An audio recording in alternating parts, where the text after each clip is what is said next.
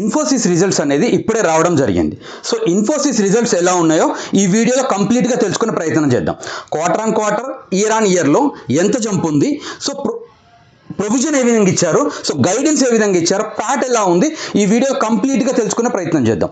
Welcome to Telugu business investment channel. So మీ అందరికీ నేను రిక్వెస్ట్ చేస్తుంది ఏంటంటే మీకు షేర్ మార్కెట్ గురించి కంప్లీట్ నాలెడ్జ్ ఇవ్వడానికి నేను ప్రయత్నం చేస్తాను. సో నా వీడియోస్లో మీకు ఫ్రీ ఆఫ్ కాస్ట్లో ఏ చార్ట్ తీసుకోబడదు, free Telegram channels and paid channels ఏముండవు. మీకు కావాల్సిన ప్యూర్ నాలెడ్జ్, మీకు 100% ఫండమెంటల్ నాలెడ్జ్ ఇవ్వడానికి నేను ప్రయత్నం చేస్తాను. నా కంటెంట్ కనుక మీకు నచ్చినట్లయితే దయచేసి ప్లీజ్ లైక్ చేయండి అండ్ కామెంట్ చేయండి. మీకు ఫ్యూచర్లో ఇంకా ఏ వీడియో కావాలి, ఏ అంశం మీద వీడియో కావాలో కామెంట్ చేయడానికి ప్రయత్నం చేయండి. చూద్దాం. సో యాక్చువల్ ఏంటంటే ఎక్స్పెక్టేషన్ ఎంత ఉంది అంటే 7,508 కోట్ల ఎక్స్పెక్టేషన్ ఉంది. బట్ యాక్చువల్గా ఎంత వచ్చింది అంటే 8,501 crore లాభం వచ్చింది. సో ఇది లాస్ట్ ఇయర్తో కంపేర్ చేసుకుంటే లాస్ట్ ఇయర్ 7,033 కోట్లు ఉండేది. సో లాస్ట్ ఇయర్తో కంపేర్ చేసుకుంటే 21% అప్ వచ్చింది. సో క్వార్టర్ ఆన్ క్వార్టర్ చూసుకుంటే ఇంకా లాస్ట్ క్వార్టర్లో 7,625 ఉంటే ఈ క్వార్టర్ ఎంత వచ్చిందంటే 8,501 వచ్చింది. అంటే అప్ ఎంత ఉంది అంటే 28%.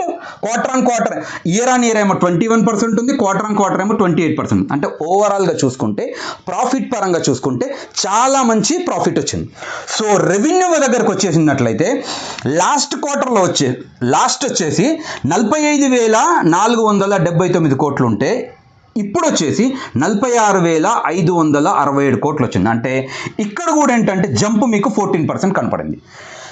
సో ప్రతి ఒక్క షేర్కి 25 రూపాయల డివిడెంట్ ప్రకటించడం జరిగింది. సో ఓవరాల్గా చూసుకుంటే కంపెనీ యొక్క ప్రాఫిట్స్ అనేది డ్రాస్టికల్, అంటే చాలా మంచి రిజల్ట్స్ వచ్చాయి. But the most important thing ఏంటంటే గైడెన్స్ వచ్చేసి 1.5 to 3.5% ఇచ్చారు. అంటే ప్రీవియస్ నెక్స్ట్ క్వార్టర్స్కి ఎలా ఉంటుందో చెప్పడానికి గైడెన్స్ అంటాం. ఆ గైడెన్స్ ఎలా ఇచ్చారంటే 1.5 to 3.5 ఇచ్చారు. So this is a very big drawback. ఇది ఒక నెగిటివ్ సైన్. సో రేపు మోస్ట్లీ అంటే ఇప్పటి వరకు క్వార్టర్ రిజల్ట్స్ వచ్చాయి. ఇయర్ ఆన్ ఇయర్ కంపేర్ చేసుకుంటే కూడా మంచి రిజల్ట్స్ వచ్చినాయి, మిక్స్డ్ రిజల్ట్స్ వచ్చిన అన్ని షేర్స్ కూడా పడిపోవడం జరిగింది. సో నెక్స్ట్ వేచి చూద్దాం.